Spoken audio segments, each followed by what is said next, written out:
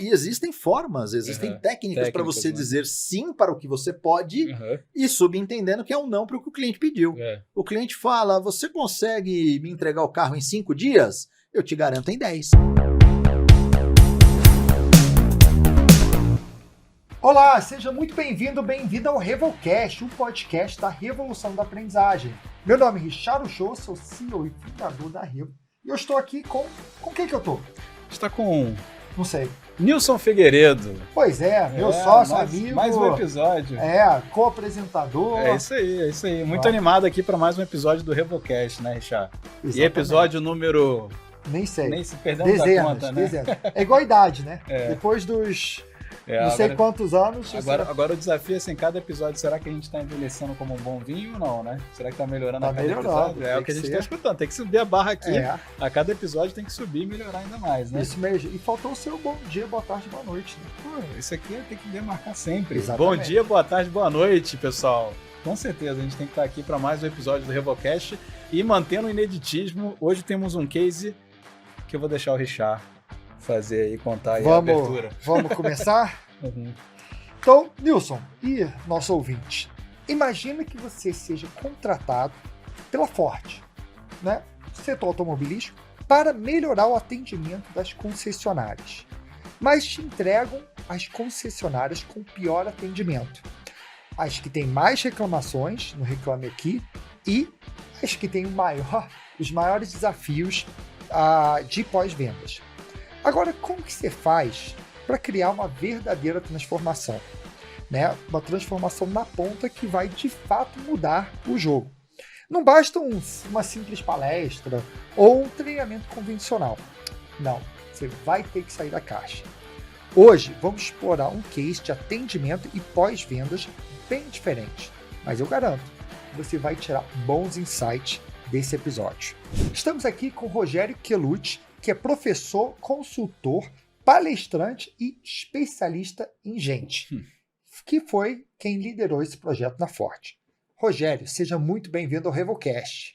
Obrigado, Richard. Obrigado. Seja muito bem-vindo. Muito obrigado pelo convite. Para mim é um prazer estar aqui com vocês, de uma empresa que eu admiro pra caramba.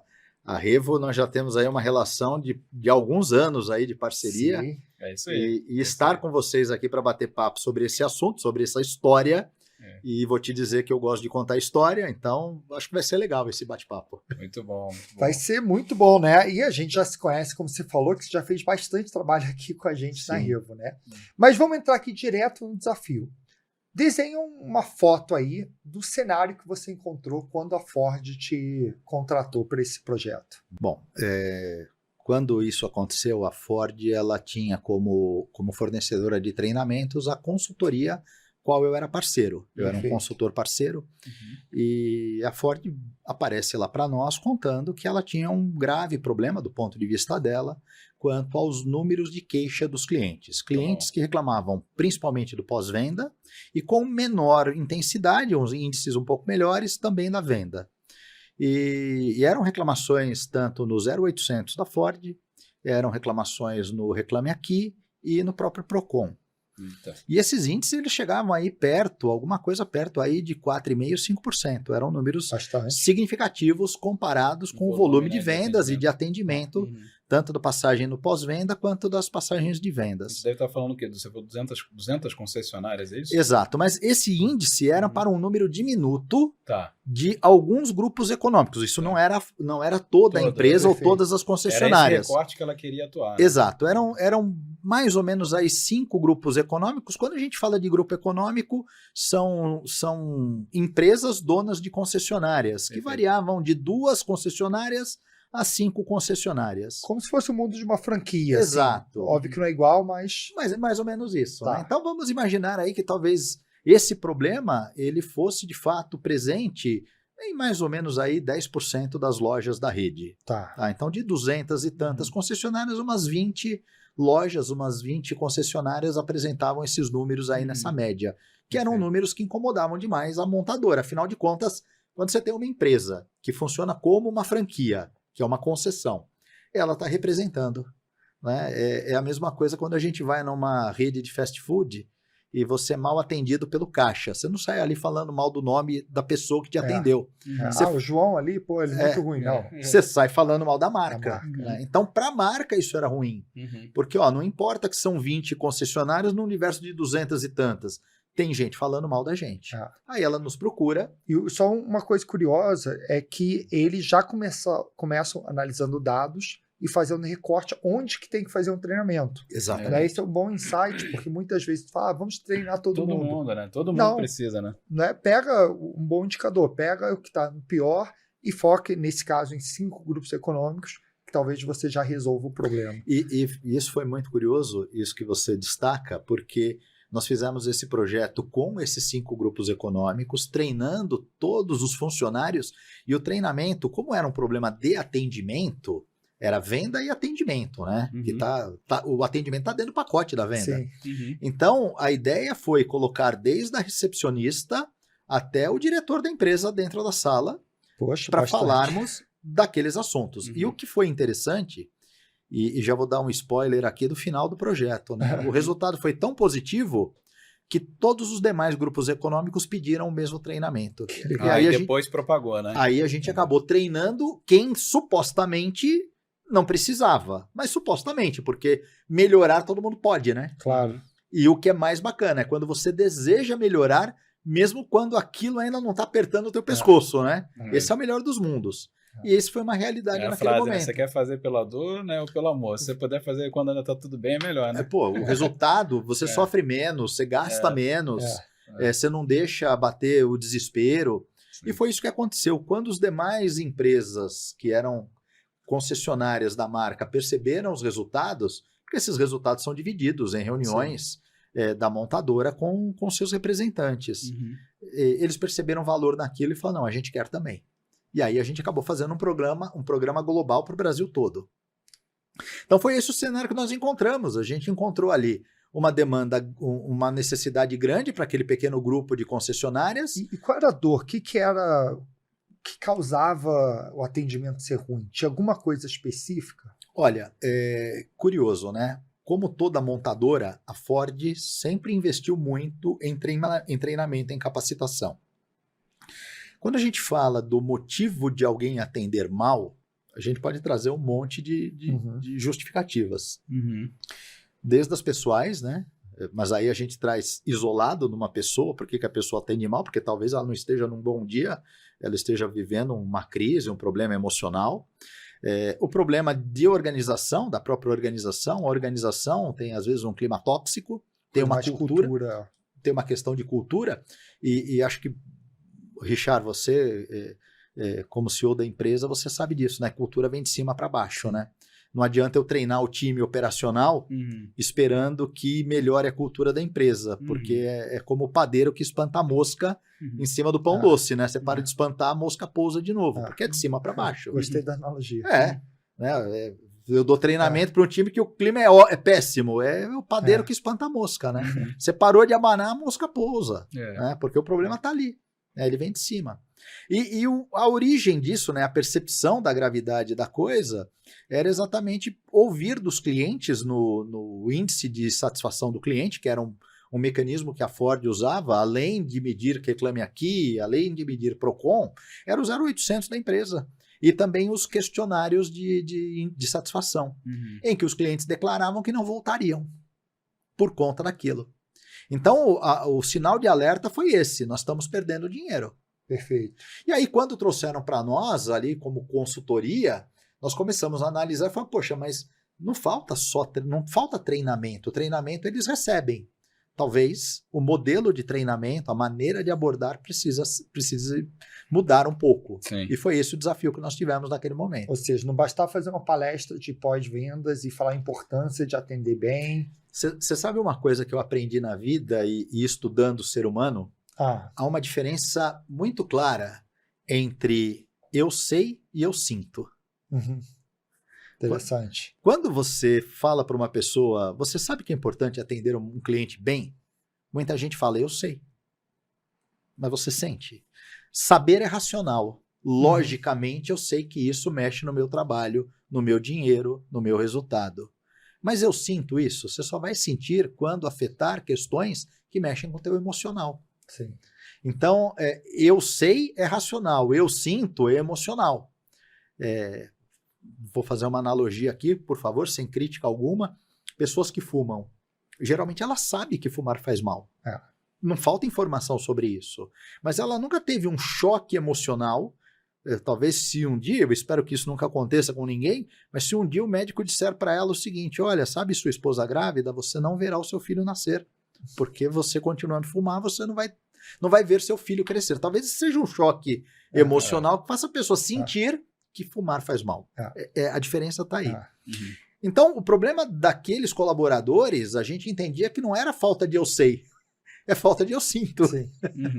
Então, como é que a gente faz para fazer com que esse pessoal sinta que atender bem é importante? Essa foi a nossa discussão, começou pelo lado do sentimento. Muito bom. Muito bom, interessante, né? Porque a gente foca muito em treinamento no que a pessoa precisa saber. Então, pós-venda, o cenário é esse, eu vou ensinar isso, isso, isso e isso. Só que não é só saber, né? É sentir, como você está falando aqui. Quando a gente lembra da famosa regrinha do chá, conhecimento, habilidade e atitude. E isso acho que para mim é um exemplo muito claro, né? Tem gente que tem conhecimento pra caramba. Sim. Tem gente que além de saber, sabe fazer. Então tem habilidade pra caramba. Mas um dia acordou e falou todo saco cheio. Não tem mais atitude. Faltou a atitude, que é a parte emocional. Hoje em dia, inclusive, o chá ele expande para mais 2, né? A chave, né? É conhecimento, habilidade, atitude, valores pessoais. E ainda a emoção, né? O equilíbrio emocional. Que, aliás, é um assunto que eu sou apaixonado, é falar de inteligência emocional. E por Próximo isso, episódio já tem aí o assunto. Por isso eu trago em todos os meus treinamentos, de liderança, de comunicação, de vendas, a gente tem que falar de inteligência emocional. Sim. Porque se eu não tiver equilibrado emocionalmente, eu falo, o ser humano emocionado, ele esquece tudo que ele sabe. E o ser humano muito emocionado, em qualquer extremo da emoção, alegria ou tristeza, ele fica cego e ele faz bobagem. É verdade. Em qualquer extremo, tá? Isso é engraçado, que às vezes a pessoa acha que o problema é a emoção negativa, né? E o que você está trazendo também, os extremos são problemáticos, né? Eufórico, entusiasmado demais, eu me cego. Eu paro de olhar os detalhes que estão ao meu redor, eu olho só o lado lindo da coisa, aí eu tendo a fazer bobagem, a tomar decisões que não são muito inteligentes. O Caio Carneiro, autor daquele livro, que eu acho o livro fantástico, o Seja Foda, ele tem uma frase que ela é até um pouquinho agressiva, mas eu acho que ela tem um sentido enorme, né? Não há nada mais perigoso do que um idiota motivado. Só que assim, sabe curioso, não é dele não. Ele não pegou é dele? Cortella, ele pegou do Cortella. O Cortella já falava isso. Não sabia que era Cortella, do Cortella. Não, Cortella falava isso nas primeiras palestras lá nos anos 2000 e pouco. Tá vendo? Obrigado. Falava isso. Aí falava, cuidado com o idiota motivado, né? Muito perigoso. Não, e aí entra nessa questão, né? Uma pessoa extremamente entusiasmada, quanto mais entusiasmado, menos racional eu sou. E menor a minha capacidade de pensar no depois. Que, aliás, é uma coisa que eu falo, né? Maturidade, né? O que é maturidade? É a capacidade que eu tenho de tomar decisões pensando nas consequências que virão depois e também admitindo a minha capacidade de abrir mão do que eu tenho que abrir mão. Isso é maturidade. Boa definição.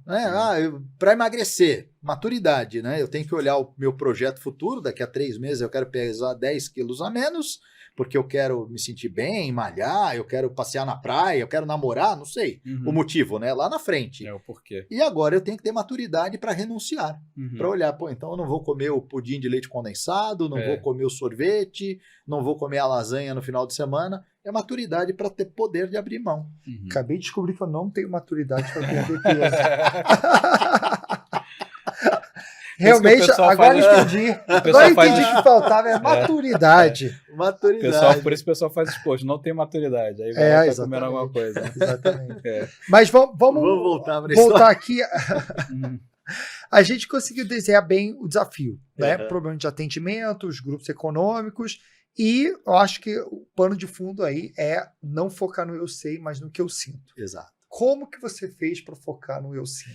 Pois é, aí naquele momento a gente reuniu uma comissão aí de colaboradores, de instrutores de treinamento, de palestrantes, de Já facilitadores, pensando na solução, né? pensando na solução. E assim, eu vou dizer que a coisa, para mim, mais prazerosa na hora de criar conteúdo é quando a gente faz isso de forma coletiva.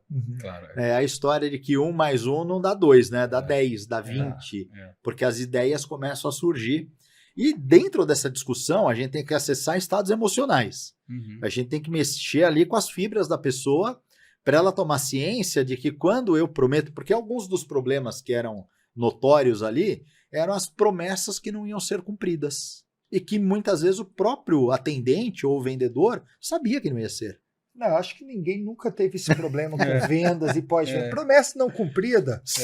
Setor automobilístico, e ainda mais os usados, né? Se bobear, mais ainda. Que piorou, né? Talvez, né? Mas eu vou te falar que o problema dos novos entram com um fator, porque ainda os usados... A expectativa é maior, né? É verdade. A expectativa é maior. E outra, o usado, o veículo tá ali. Então você tem que fazer documentação tal, 2, 3 dias está resolvido. Muitas vezes, e hoje na maioria das concessionárias, você compra o veículo e o veículo nem foi fabricado. Então, qualquer problema no processo, desde da construção do veículo na fábrica até o transporte, pode mudar a data. Então, os problemas que aconteciam eram esses. De repente, o cliente ansioso pelo seu bem. Será que vocês me entregam daqui a 5 dias? E aquela história, para não perder a venda, às vezes, né? Aquela promessa que eu falo que isso comprometa-se com a sua palavra. Seja a tua palavra sim, sim, não, não. Você pode, não pode, não pode. Então aquele negócio, não, eu acho que dá. Quando você fala para o cliente eu acho, ele entende como dá. Não, a gente entrega entre 5 e 10 dias. O cliente guarda 5 e você está sempre pegando no 10. E sabendo que é 15. E sabendo que esse que era o pior da história. Então aí entrou o desafio, né? Como é que a gente faz? E aí fizemos ali uma comissão e batemos papo e fazemos o quê? Decidimos como. E aí um dos colegas, ele levantou a hipótese de nós fazermos uma atividade que nós chamamos de na pele do cliente. Sentindo na pele. Né? Exato. E aí nós elaboramos uma atividade, o treinamento teve toda a conscientização dos problemas que aconteciam, teve toda uma abordagem trazendo para o lado da técnica de abordagem, técnica de vendas, essas questões que Como dizer não, né, da maneira correta, né? Dar uma notícia ruim de uma maneira... A melhor maneira de dizer uma notícia que não é tão agradável. Exato, né? Então, e existem formas, existem técnicas para você dizer sim para o que você pode e subentendendo que é um não para o que o cliente pediu. O cliente fala, você consegue me entregar o carro em 5 dias? Eu te garanto em 10. O que eu consigo eu te garanto. Você diz não dizendo sim. Né? Eu trago uma abordagem positiva, com um sorriso no rosto. Eu garanto que dia tal, ou seja, daqui a 10 dias o senhor vai chegar e vai entrar nessa loja feliz da vida, nós vamos estourar uma champanhe e o carro vai ter um laço e vamos cantar música, vai ser o dia mais feliz da sua vida. Você tá falando isso, esse fim de semana eu comprei um móvel lá para casa e aí eu perguntei se a menina falou 35 dias para entregar. E eu tenho uma festa que eu falei, será que consegue 25? Ela respondeu, vou ver que eu consigo. Aí já tô pensando, ela não vai conseguir, só que ela não me falou que não. Ela deixou a expectativa que eu estou achando que vai, e ela sabe que não vai, e às vezes você tem que falar para o cliente a real, porque você não frustra a expectativa. Agora, vou pegar esse gancho do que você trouxe, Richard. Já tô chateado com a mulher. Pois é. Então, o móvel era o que você queria, o preço foi o que você pensou em pagar, o móvel foi entregue direito, foi montado direito, tá tudo bacana, mas ele não atendeu uma ansiedade sua e isso vai ser suficiente, muito provavelmente, para uma próxima vez você dizer não a essa loja. Só pelo fato de um motivo. E se ela talvez tivesse sido sincera e clara, eu já vi muito vendedor ganhando cliente só com sinceridade. Se eu prometer para o senhor e não chegar, o senhor não ia ficar chateado? Eu estou trazendo para o consciente uma coisa que ia te chatear. Talvez você dissesse, sim, ficaria. Então eu vou te falar a verdade olhando nos seus olhos. Vai chegar no dia tal. Porque eu me preocupo com você, eu quero o melhor para você. Deixa eu trazer um insight. Tem uma pesquisa da Century que ela fez um recorte dizendo assim, por que os clientes voltam, né? Por que eles retornam? O que está associado à fidelidade de cliente? Aí era um gráfico de pizza com um monte de coisa. Se você somasse falar a verdade, né, e fazer um atendimento prestativo, só esses dois, do tipo cordial e tudo mais, só esses dois somavam, acho que alguma coisa em torno de 60 e tantos %. Então, se você, ou seja, resumindo, se você falar a verdade e for cordial, né, mais da metade de chance você já tem do cliente voltar. Então, não, falar a verdade vende, é o que você está trazendo, né? É isso. Eu só não tô agora tão chateado com ela, porque você já setou minha expectativa. Ela não vai entregar, então eu tô tranquilo. Vai criar um plano B para resolver. A provocação é que ela poderia ter dito isso para você, Podia. não deixar você meu ponto no... é esse. né? Ó, eu vou pegar... Deixou no limbo. Eu vou fazer um parênteses da nossa história, eu vou contar uma história breve que aconteceu na própria Ford, só que na Ford Caminhões. Eu estava em Recife dando treinamento para Ford Caminhões na época e a gerente da concessionária me contou que na primeira semana dela de vendas ela não entendia nada de caminhões. Primeira semana de trabalho como vendedor, entrou um cliente dizendo, ó, ganhei uma herança e eu vou montar uma operação de caminhões, eu vou comprar 5 caminhões. Nossa. Porque meu pai trabalhava com isso, tal, eu vou montar a minha empresa. Vou comprar 5 e ela...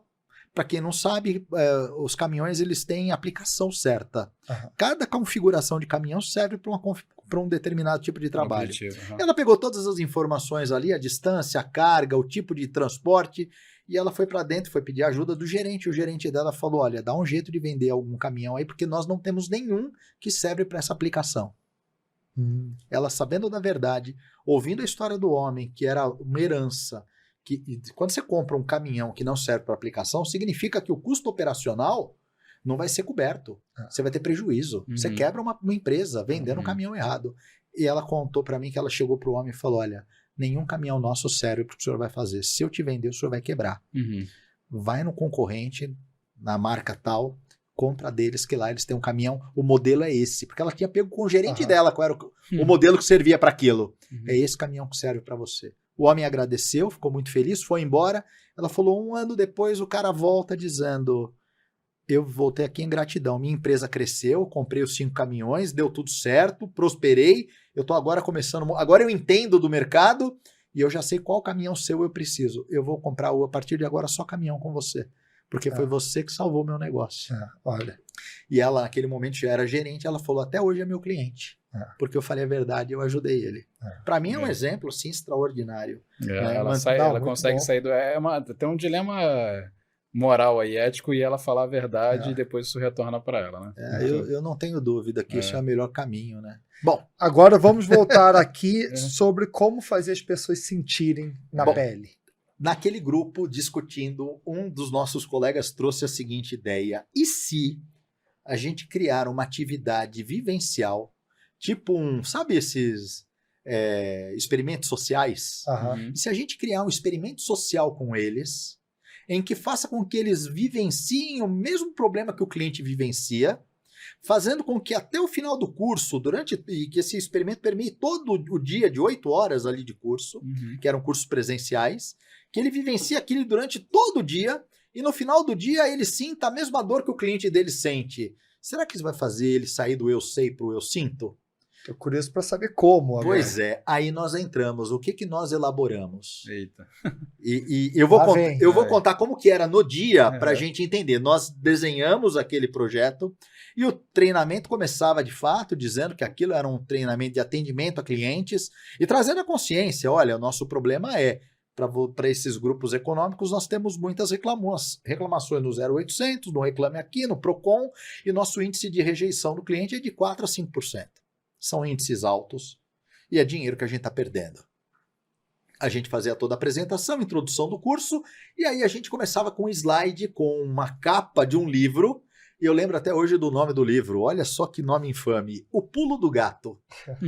Pessoal, nós estamos lançando, a Ford nos autorizou a lançar neste treinamento um livro sobre vendas, contando os melhores cases de vendas de toda a rede Ford dos últimos 50 anos aqui. Nós entrevistamos os melhores vendedores, fizemos um livro com 350 páginas, ilustrado, capa dura, e a foto, a gente fez lá nos softwares de imagem, uma capa bonita, um nome meio estranho, né? O Pulo do Gato, né? Mas é um livro de vendas patrocinado pela Ford e o objetivo, gente, toda venda será revertida para uma instituição de caridade. A gente colocava as imagens de uma suposta instituição de caridade e naquele momento a gente ainda não tinha o Pix aqui no Brasil, né? Sim. Então a gente colocou o seguinte, olha, promoção para Ford. Lançamento. Vocês vão ganhar o livro e vão doar R$10 para a instituição de caridade. Só que a gente tem que recolher agora o dinheiro e vocês têm que assinar um termo que vocês estão adquirindo o livro. E a gente fazia isso no começo do treinamento. E a gente prometia, na hora do almoço o livro chega. E a gente faz uma cerimônia de entrega do livro e falamos do livro, contamos quem era o autor, quem fala, mas floreamos tudo, né? Aí chegava na hora do almoço. Que o livro não tinha nada de livro aí. Já pois pegando, esse é o experimento social. Não existia livro. Não existia livro. Conte-me mais, agora eu fiquei curioso. Pois é. Aí chegava na hora do almoço, a gente avisava, pessoal, a gráfica avisou. Detalhe, esses treinamentos eram feitos em hotéis, geralmente em alguma capital. Então, aqui em São Paulo, Rio de Janeiro, Recife, o cara tinha que se deslocar para lá. Eles mandavam as equipes para lá para receber o treinamento. Então a gente falava, olha pessoal, o livro não chegou, a gráfica nos avisou que vai ter um atraso, até o final do dia chega. Quer dizer, a gente já quebrava uma promessa. Não vai ter o livro na hora do almoço. Então, aí quando dava 3, 4 horas da tarde, a gente fazia um esquema, um simulado com o pessoal do hotel. A gente combinava, a pessoa do hotel entrava e falava, Rogério, preciso falar com você urgente. E eu dava um exercício para eles fazerem, olha, respondam esse questionário aqui. E eu saía da sala. Detalhe, eu tinha recolhido o dinheiro deles em espécie e as folhas com eles assinando que iam ganhar o livro, né? Aí eu ficava 5 minutinhos fora, eu voltava, pegava o microfone e falava, gente, eu tenho que contar uma coisa. Infelizmente, a gráfica não conseguiu imprimir o livro a tempo. Então, vocês não receberão o livro hoje aqui para vocês, tá? Mas fiquem tranquilos, porque o livro será entregue aqui no hotel semana que vem. Basta vocês virem aqui buscar no hotel. Mas que absurdo, eu moro em outra cidade, eu moro longe, eu não tenho como buscar. Me devolve o dinheiro. Olha, não tenho como devolver, eu acabei de dar o dinheiro para o cara da gráfica, ele já levou embora, inclusive levou o termo de vocês, porque lembrem, eu falei que era promoção de lançamento R$10. Mas como não vai ser lançamento, vai voltar o valor de capa, que são R$90 o livro. Os outros 90 serão descontados do seu salário. Mas, gente, aquilo virava uma balbúrdia na sala. Seu farsante, mentiroso, eu quero meu dinheiro de volta, eu não autorizei nada. Eu falo, mas se você assinou o documento, aquele papel era um documento dizendo que tudo isso era possível. E aí a gente começava a usar todas as justificativas que estavam gravadas nas ligações do 0800 ou que os clientes diziam que eles davam. Genial. Gente, mas eu não tenho nada a ver com isso, a culpa é da Ford. Gente, eu só estou anunciando, não sou eu que fabrico o livro, que eles falavam, não sou eu que fabrico o carro. Gente, isso não é comigo, é com o financeiro. Isso eram todas as desculpas. E aí a última era, a gente colocava uma tela que já estava pronta, escrito, você não recebeu o livro, né? Com uma pessoa ali com a cara de, né, dúvida, né? Ligue no 0800 da Ford, que era o que eles faziam com os clientes. Você não recebeu o seu carro? Liga no 0800 da Ford. E deixava aquela tela ali, gente, anota o número aí, ó, 0800. E tinha gente que anotava, mas esse é o 0800 da Ford, onde eles mandavam o cliente ligar. Até que alguém caía a ficha. Como é que você tem uma tela pronta para isso? Tela né? pronta de que o livro não chegaria, né? Aí a gente abria falando, parabéns, você acabou de participar de um experimento social chamado Na Pele do Cliente. Você acabou de viver tudo aquilo que o seu cliente passa quando você diz para ele que o carro não foi pronto, que a culpa não é sua, que foi o financeiro, que foi a Ford. Todas as desculpas que você deram. E aí eu lembro que os participantes falavam... O treinamento, esse eu sinto, é uma terapia de choque. Exato. A ideia foi essa. Vamos criar uma terapia de choque para fazer a pessoa ter noção do que ela faz. O que o cliente dela vive. Né? Exato.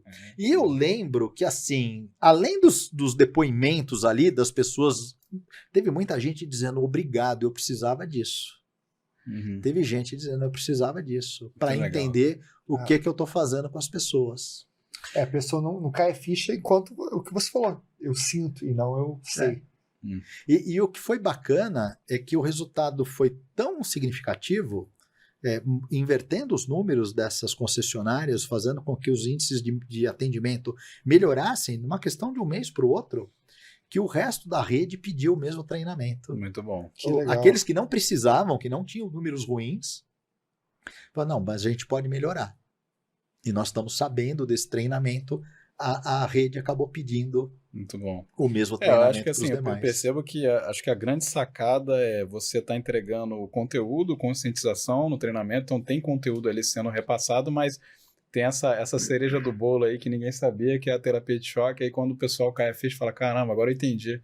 Agora eu senti o que você está dizendo, agora eu consegui Eu só sentir. não recomendo fazer essa terapia de choque com a esposa ou marido. Não. Acho que no relacionamento talvez não seja uma boa, mas para De repente pós-venda... você vai escutar alguma coisa antes, aí depois não tem como voltar atrás. Exatamente, mas pós-venda eu acho que Pós-venda, funciona. Muito bom. E vamos agora mergulhar na parte que a gente fala de resultados, não é? Aprendizado. Não, aprendizados, é verdade. Vamos falar de aprendizados antes. O que você aprendeu durante esse processo? Né? Olhando para trás, o que vocês fizeram que funcionou muito bem, o que não funcionou bem, o que faria diferente? Uma coisa que eu aprendi, porque a ideia desta dinâmica não foi minha. Foi em discussão em grupo. Coletivo. E eu me lembro que no primeiro momento eu fiquei receoso. Eu falei, poxa, mas eu corro o risco de expor as pessoas, né? Eu corro o risco de... Você está entrando numa seara bem complexa ali, né? Dependendo do que acontecer. Então eu levantei... Você perde o controle, né? Você arriscou. Eu levantei naquele momento a questão de, poxa vida, mas eu estou mexendo profundamente com o estado emocional das pessoas porque eu estou fazendo elas sentirem algo. E de fato, teve gente que realmente ficou de pé e veio lá para frente xingando, sabe? Aos xingos. Não teve nenhuma agressão, mas gente que ficou de pé e falou, vocês são os mentirosos, são os canalhas. Eu me lembro até hoje de um rapaz alto, grande, forte. Eu falei, famoso sentimento de pegadinha, né? O cara quer bater no outro, quer falar, não, olha lá a câmera, olha a câmera. Aí o Silvio Santos rindo, né? O Silvio Santos rindo. E assim, a estratégia era essa, quando alguém mais exaltado, a gente já colocava aquela tela e dava risada, né? Tipo, já induzindo que, ó, é brincadeira, gente. Pelo amor de Deus. Não mata ninguém, não. Mas, produção, vem cá, produção. Aquele Ivo Holanda, né? O Rogério apanhando lá e o pessoal gritando. Produção! Mas assim, a primeira preocupação foi essa, foi a questão de expor as pessoas. Mas por outro lado, como a gente controlava isso, sempre, e o acordo era esse, né, entre a equipe, né? Sempre que a gente perceber que se tiver alguém mais exaltado, a gente já corta a história, né? A gente já corta. Então, assim, o aprendizado e o cuidado foi, a gente expôs, a gente acabou mexendo com a parte emocional para algumas pessoas de forma bastante intensa. Mas, por outro lado, a gente percebeu que isso deu um efeito. Então, o aprendizado quanto mais eu abordar o lado emocional, isso eu já tinha como convicção, mas sempre buscando transformar o treinamento, é uma coisa que eu sempre falei, para quem trabalhava comigo, o treinamento ele tem que, no primeiro lugar, ser legal. Legal no sentido de a pessoa estar agradável, um bom sentimento, porque pessoas abertas, sentindo-se bem no ambiente, elas ficam mais receptivas. Então, primeiro acessar o estado emocional. E segundo momento, tão importante ou mais, mas só que vem na segunda ordem, tem que ser útil, tem que ajudar a transformar. A pessoa tem que sair do lugar com uma ferramenta nova. Ele tem que sair com uma habilidade, com um superpoder ali, de fazer algo que antes daquele encontro ele não tinha. Então, o aprendizado grande foi esse. Primeiro, acesso ao estado emocional. Depois, entrega a ferramenta. Muito bom. Porque se eu fico aqui no discursinho aí fica aquele modelo clássico de aula, né? Que tantos de nós aí reclamávamos da época de escola. Só passar conteúdo, né? Sem ter reflexões, sem ter... passador de PowerPoint, né?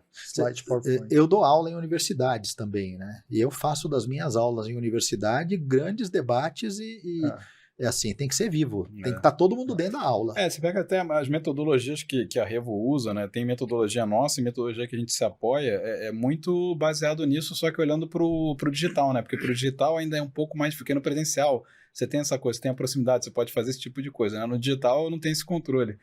Então a gente tem que usar ainda mais a inteligência e a criatividade em termos de metodologia, né? Como PBL, né? Que é o Problem Based Learning. O primeiro eu trago, igual você falou, primeiro eu trago o choque, primeiro eu trago o desafio, depois eu trago o aprendizado, né? Que é muita coisa que Harvard usa muito nas aulas, né? O próprio edutainment, trazer drama, entretenimento para poder levar a pessoa para um lugar lúdico. E até escutei isso de um cliente que ele falou de uma coisa que a gente faz, que eu até falei, cara, nem eu percebia dessa maneira, né? Ele falou assim, vocês estão encontrando uma forma de escrever no cérebro das pessoas de um jeito diferente do que eu estou martelando. E isso complementa o que a empresa está dizendo. Eu falei, ó, que interessante. É igual a Netflix, né? Começa a série lá com o Brad Pitt, primeira cena ele morre. Você fala, a série toda é dele? Como assim ele morreu na primeira cena? Aí você tem que ver. Aí próxima cena, 3 anos antes, e aí começa a explicar toda a série, né? Então você fez um começa, gancho, né? exatamente, o gancho para puxar. Mas tem uns filmes que fazem isso, começa te dando justamente já te dá o elemento lá, e aí você tem que querer ver. depois você tem que desconstruir aquilo, né? A metodologia de ensino de Harvard fala muito disso, né? Você trabalhar com os hooks, né? Com os ganchos, e você ir do concreto ao abstrato, né? Traz um fato, uma cena, algo que impacta emocionalmente através da imagem e tal, aí depois a gente vai trabalhar o lado abstrato. É muito legal. E funciona, né? E o que você faria diferente? Olha... O que não funcionou? Teve uma situação que não funcionou num grupo em particular que tem a ver com aquilo que a gente está conversando aqui, mas que talvez fugisse um pouco do meu controle por não conhecer, por não saber. Eu tô só vendo ele gritando lá, produção! Não, você sabe o que fugiu do controle? Nós tivemos um único grupo, uma única concessionária, eu não vou citar aqui o nome da empresa, em que o diretor comercial participou do evento. Ele participou o dia inteiro. Mas ele participou presente na sala. Ele não se envolveu nas dinâmicas, ele só observou. Ele ficou ali como um fiscal. E isso é uma coisa que hoje eu costumo alertar os clientes, né? Quando me perguntam, meu diretor, o presidente da empresa quer participar. E aí eu sempre pergunto, primeira coisa, como é a interação dele no dia a dia com o time? Porque se é uma pessoa onde todo mundo fica quieto e só a palavra dele vale, é melhor não participar. Porque ele vai minar muito o engajamento. Exato. Aí a pessoa fala, não, é uma pessoa hiper de boa, sempre tá vivo, participativo. Pô, então traz pra dentro, vai ser legal. E eu não sabia nada. Esse diretor participou, eu não sabia quem era. Eu só sabia que ele ia participar. E aí ele participou o tempo todo quieto, acompanhou tudo, e a gente tinha muitas dinâmicas que a gente acessava, estados emocionais. Além dessa dinâmica, nós trabalhamos muito a questão de você ser referência para sua família, de você chegar em casa e poder olhar nos olhos dos seus filhos com orgulho do seu trabalho como vendedor. A gente trabalhou vários estados emocionais para trazer essa questão da ética e dos valores para o trabalho. E a hora que acabou o dia, o pessoal emocionado, agradecendo, o diretor comercial pediu a palavra, e aí quando ele já fez o comentário, eu tenho 1,67 m de altura, eu sou uma pessoa de estatura baixa.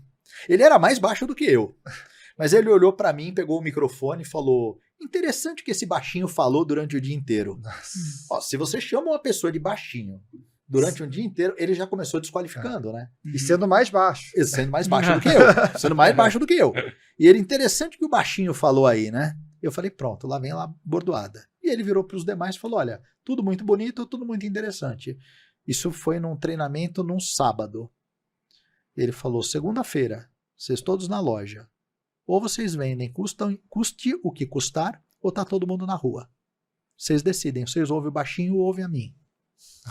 Esse foi o final do treinamento. Foi o único que, assim, se eu pudesse voltar atrás, eu teria conversado com a própria montadora e pedido para não deixar a pessoa participar. Perfeito. E volta até o que a gente falou lá no começo, da coisa ser cultural. Exato. Não é? Exato. Eu já fui contratado por empresas, que eu não vou citar o nome das empresas aqui, mas a presidência da empresa me contratou e eu falei direto com os presidentes, né? As duas pessoas que eram empresa familiar ali, esposa e marido ali, falaram, não, nós queremos você aqui para treinar o pessoal para vendas. Pô, legal, né? Bacana. Queremos te contratar para treinar para vendas. A hora que eu fui conversar com toda a diretoria falou, olha, a gente tem um problema terrível aqui de assédio moral da direção da empresa, coisa que é tóxica. Eu preciso de que você desenvolva os líderes. A gente tem 50 gerentes aqui que precisam ser desenvolvidos com trabalho de gerência. Eles precisam aprender a ser gerente e não carrasco. Eu falei, então, vocês estão me dando um desafio que eu vou ter dificuldade, porque quem está em cima, até porque a demanda era o seguinte, você vai ter que treiná-los escondido, porque se os donos souberem... Nossa, olha isso. Treinar escondido. Eu falei, vocês estão me dando um desafio, eu não tenho problema em encarar esse desafio. Só quero dizer que vai ser mais ou menos a história do Dom Quixote, né? Lutando contra moinhos de vento. Porque qualquer coisa que eu fizer vai se contrapor ao que os donos falam. E quem tem mais peso na formação de cultura? Um cara externo, que está vindo agora, ou Só alguém vai que está aqui no aparecer, dia a dia, que É. na teoria paga o salário deles. Eu tenho menos força. Perfeito. Então, a gente encontra desafios assim. Perfeito. E vamos agora botar o nosso chapéu de CFO, né? Pegar CFO coração de gelo. Tá? Aquele CFO malvado que só quer saber de números. E aí eu vou falar, Rogério, ó, eu entendo que, né, isso tudo aqui é importante. Quase o diretor comercial que ele citou, né? Exatamente, quase ele. Eu entendo que é importante, entendo Mas que a tem que gente precisa vender. ter, mas tem que vender. Se o cara não vai ter, se o problema do caminhão for dele, eu bati minha meta no mês.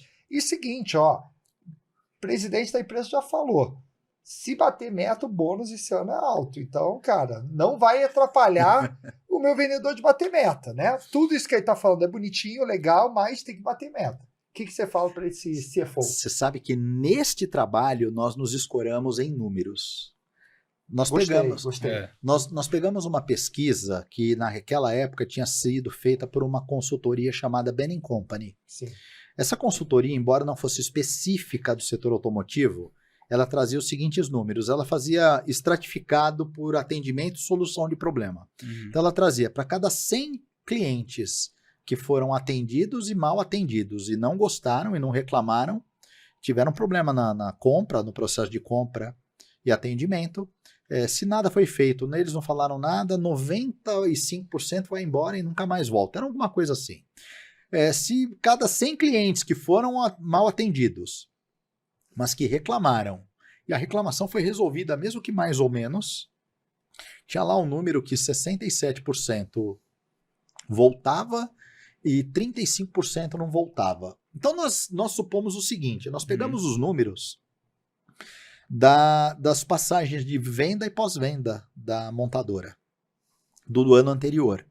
E nós tínhamos, como eu disse, uma média ali entre 4% e 5% de clientes dizendo que estavam profundamente descontentes para aquele número pequeno de concessionárias. Então a gente fez o seguinte cálculo, falou, vamos pegar em cima desse percentual, vamos calcular imaginando que eles saíram mais ou menos satisfeitos.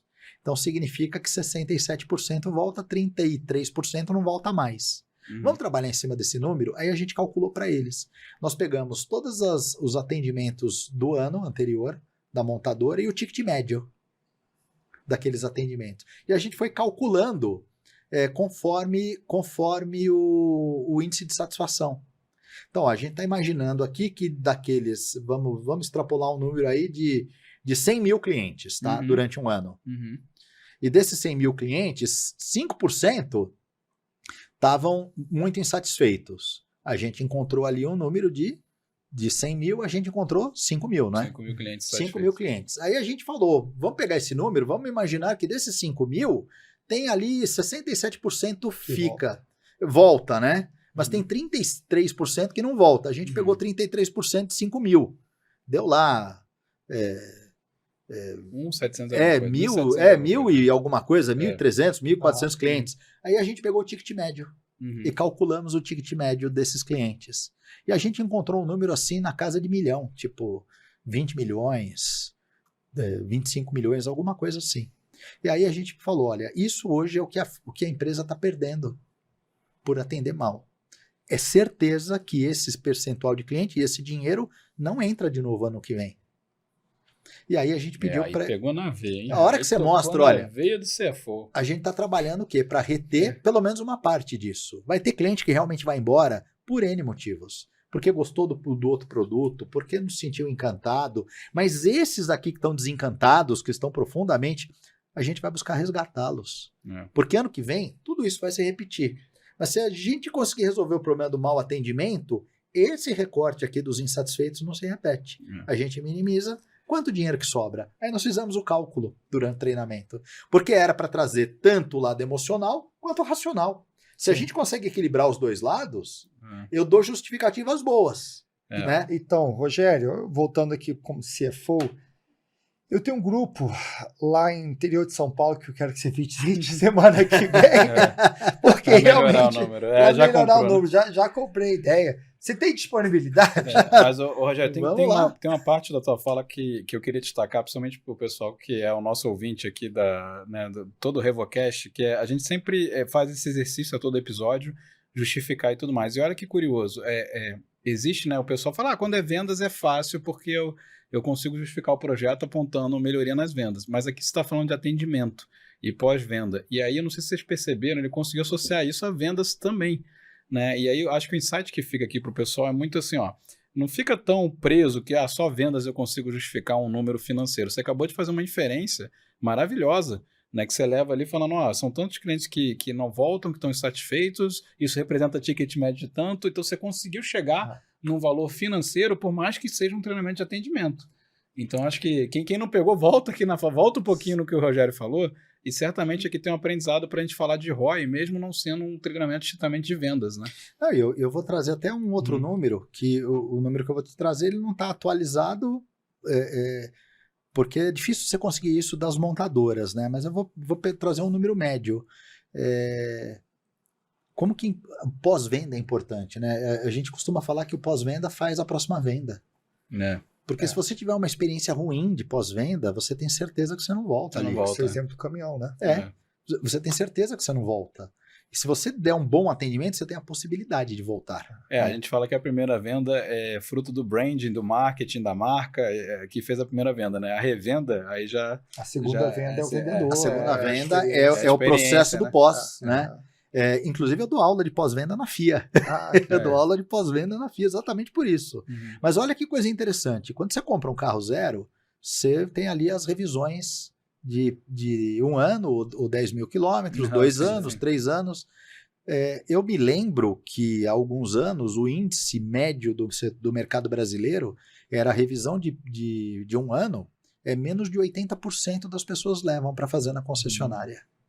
Quando você vai para de 2 anos, isso cai para 15% de quem comprou o carro zero. E por que isso acontece? A gente pode dar muitos motivos. Preço. É muito caro. Mas não é só o preço. A confiança é o principal fator. Porque você paga caro, vamos dizer, eu estou chamando de caro, mas em vendas a gente não usa o termo caro, mas você paga valores elevados quando você confia no que será feito.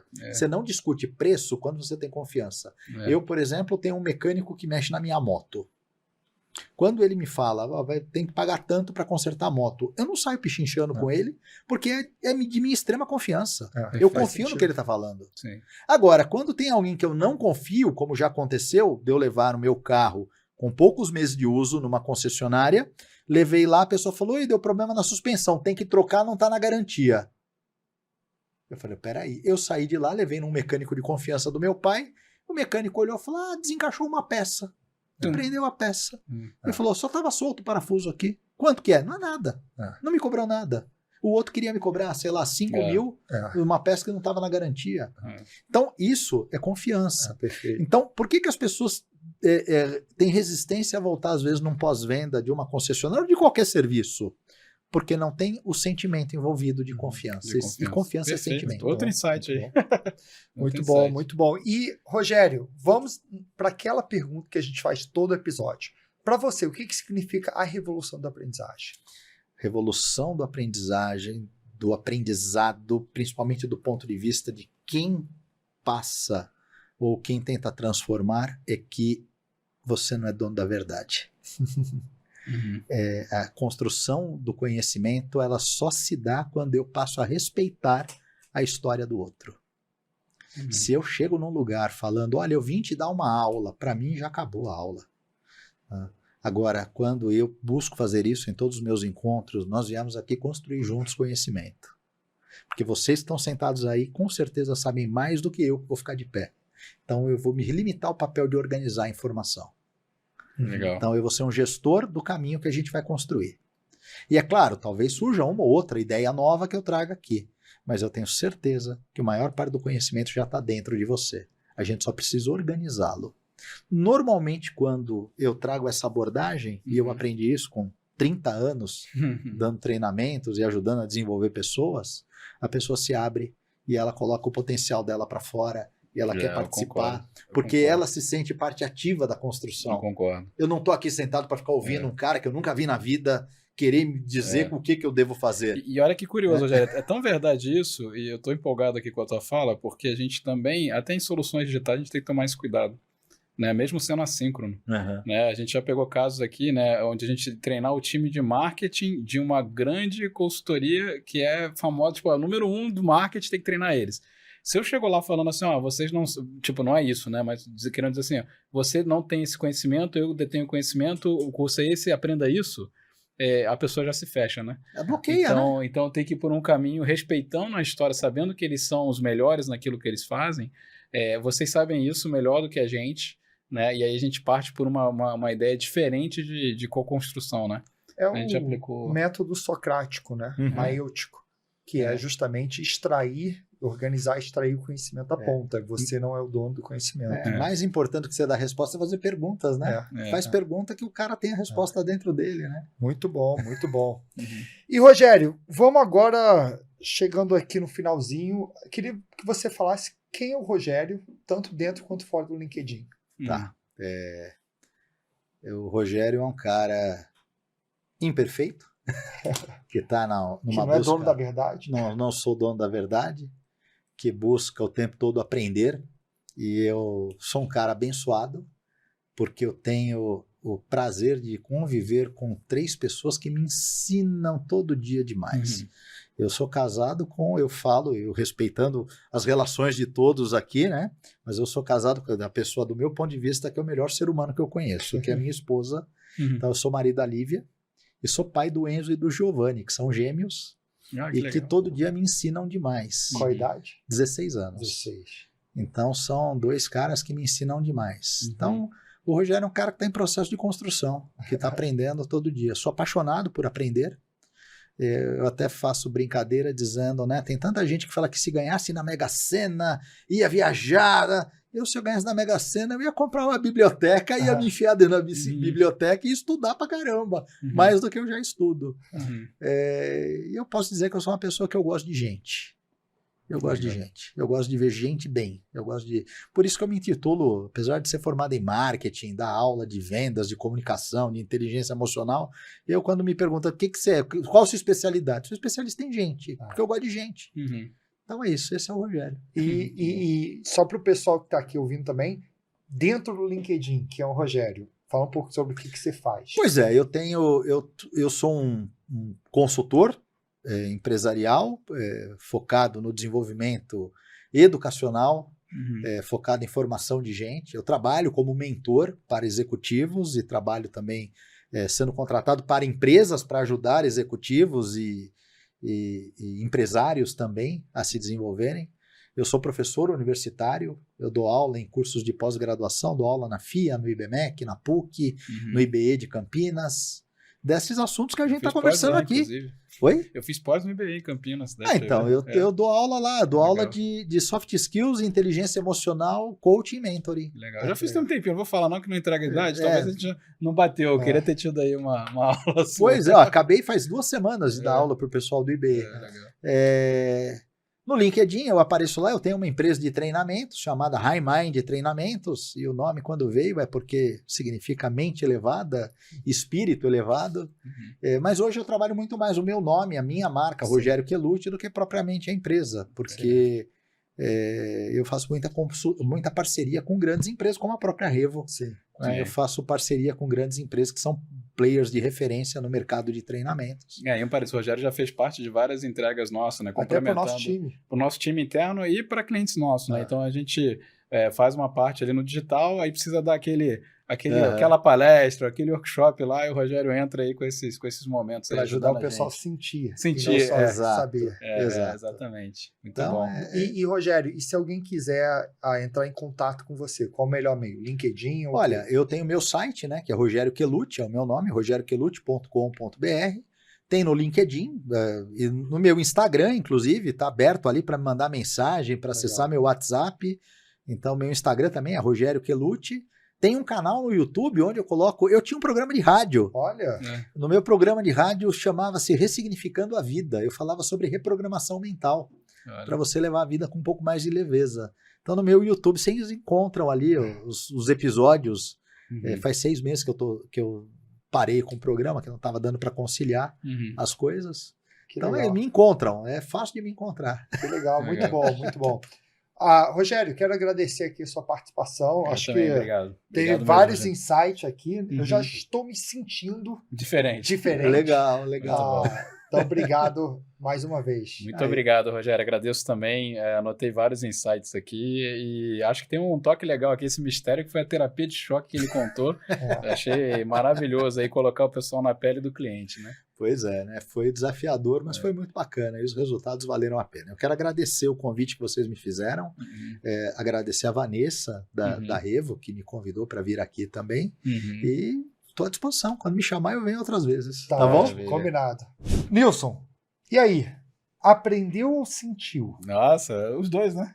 Aprendi muito e senti aqui a terapia de choque, como eu estava comentando, bela sacada deles aí para... Muitos insights legais, né? Assim, eu acho que o resumo é a diferença entre eu sei e eu sinto. Não, isso aí eu acho que é o grande destaque, né? Focar no que eu sinto, não só... Não, acho que respeitando que o pessoal já sabia que aquilo era importante, né? E aqui acho que teve a diferença de, não, eles precisam sentir. Sentir na pele, né? Então gostei bastante disso. E, Richard, assim, outros insights que eu notei aqui, né? Você falou até no início, né? Uma coisa interessante. Por que treinar todo mundo? Né? Aqui tinha um recorte específico para atuar naquelas concessionárias ou grupos econômicos que realmente estavam devendo, né? Estavam como os maiores ofensores, mas deu tanto certo que mesmo quem não estava devendo, né? Teve uns que fizeram pela dor, mas depois outros fizeram pelo amor, né? E outra coisa interessante, o diagnóstico de que não faltava treinamento. Treinamento tinha e era muito. O que faltava era uma nova abordagem com relação ao problema, né? Do que precisava mudar. Eu sei versus eu sinto, isso aqui ficou muito evidente, né? Eu anotei o chave também, né? Que é o chá, habilidades, atitudes, né? O chá, mas aí o Rogério lembrou bem que em alguns momentos já está tendo chave, né? Que é o ver valores e emoções também, né? Complementando. Não é chave, chapolim, né? Não. Tá. Eu anotei também naquele parênteses que a gente fez, né? Maturidade é renunciar ao que te impede de conseguir o resultado. Você falou, não tem maturidade quando eu tenho... Maturidade é olhar para o futuro e abrir mão de algumas coisas do presente, né? Bom, o sentido na pele, que foi muito evidente, né? E eu gostei muito também quando o Rogério trouxe que o aprendizado para ele é quando a pessoa consegue sair de fato com uma nova ferramenta e conseguir colocar aquilo em prática, fazer a transformação. E eu vi também quando ele falou que ele arriscou, né? Ele expôs a pessoa no lado emocional foi um risco aí. E funcionou. Então, e aplicou também, o modo pegadinha. Fico só imaginando o Silvio Santos lá, né?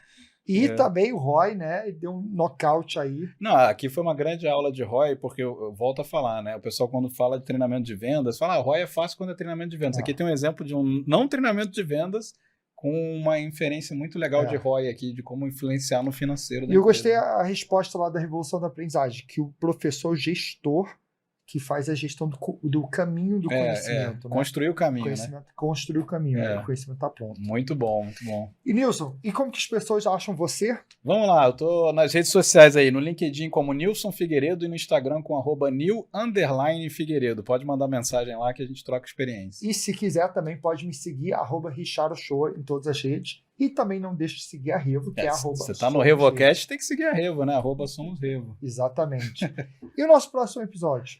E aí, o que será que vem no nosso próximo episódio? E no nosso próximo episódio, queremos mostrar para vocês uma visão um pouco diferente do T&D. Queremos mostrar um T&D que não entrega cursos, mas entrega resultados. Um T&D que é focado em mudança de comportamento, mudança de negócio, um T&D totalmente estratégico. Como que você faz isso? Acho que você vai ter que ouvir o próximo episódio. Estaremos com a Suane Vargas, que ela é consultora de Learning Experience aqui na Revo e também criadora da comunidade de DI em Ação, autora de cursos na área de DI e uma vasta experiência na área de aprendizagem como um todo. E aí, nesse episódio, você vai aprender, a principal coisa é como que você consegue convencer seu chefe para conseguir mais orçamento. É isso aí, como mostrar resultados de treinamento e não é só sobre o ROI, hein? Fica aí no ar. Isso mesmo. Te vejo lá.